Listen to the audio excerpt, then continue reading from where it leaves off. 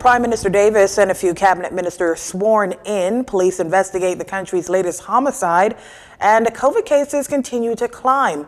Good evening, everyone. I'm Leah Cooper for your Jcn News for this Monday, September 20th.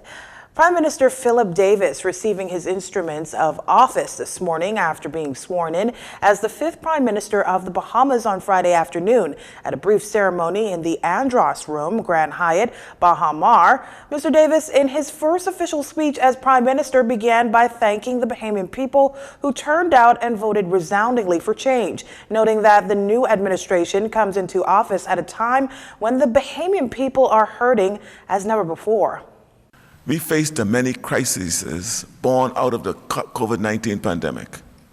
Tragic numbers of our people are becoming ill and dying. Our hospitals in a state of collapse. Our doctors and nurses and other frontline workers pleading for support to shore up our healthcare system. The economy is also in decline as we face an historically high deficit and debt.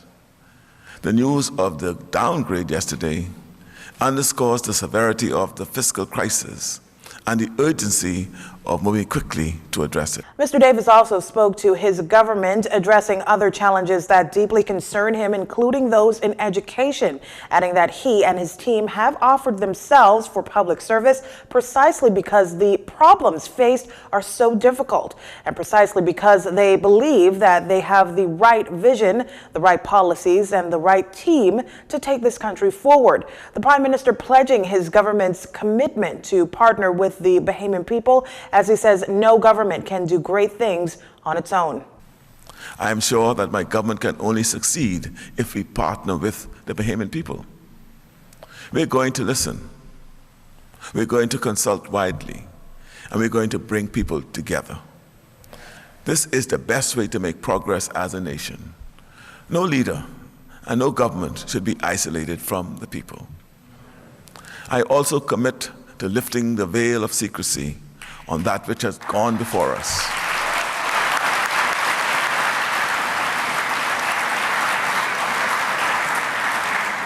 So that all of the arrangements under which we have to live are transparent, and those who authored them are accountable.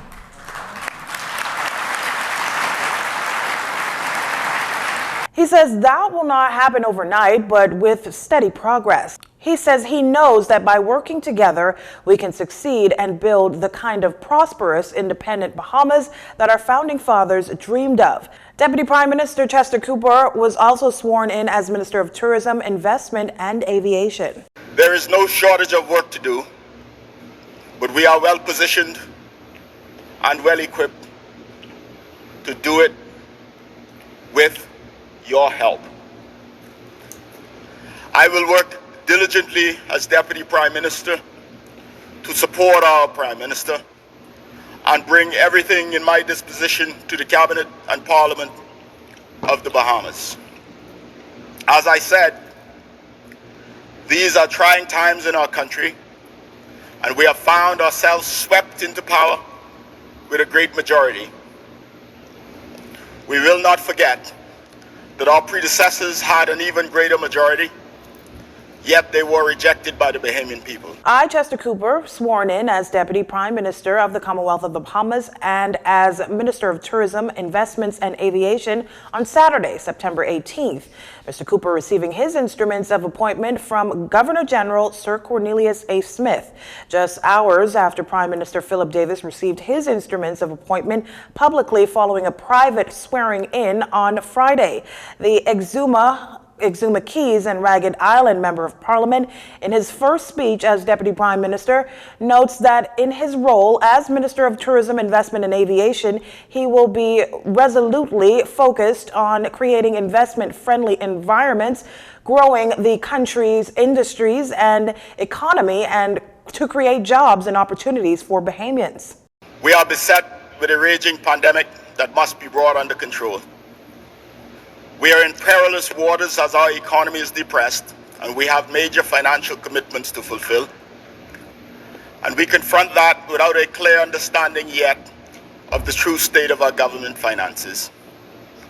Businesses are on life support, and Bahamians from all walks of life are crying out for change and hope. We still have a deep level of inequality that has left too many in need. Government relations with many in our business and investment community have frayed. Minister Cooper was first elected as MP back in May 2017 and served as shadow minister with responsibility for finance, financial services, and industry. He assures that he's not delusional about the enormity of the task. Minister Cooper is the first appointed in the Davis-led administration. At 3 p.m. today, Leo Ryan Pinder was sworn in as Attorney General and Minister of Legal Affairs, appointed to the Senate. Fox Hill MP Fred Mitchell was sworn in as Minister of Foreign Affairs and Public Service. Angliston MP Glennis Hannah Martin was sworn in as Minister of Education, Technical and Vocational Training.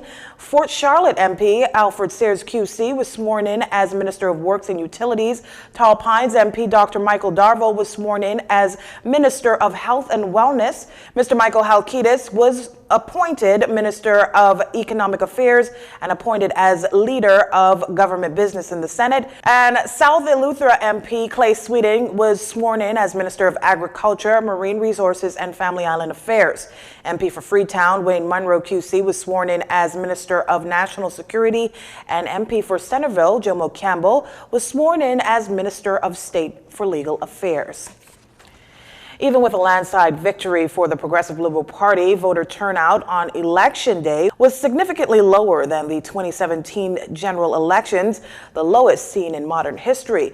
While the current electoral register sits at 194,524, according to the Parliamentary Registration Department, just 126,495 voted on September 16th. That's 65% of the voting population. In the past, the Bahamas has had an average of about 90% on any given election. Prime Minister Philip Davis sharing his thoughts on the low voter turnout.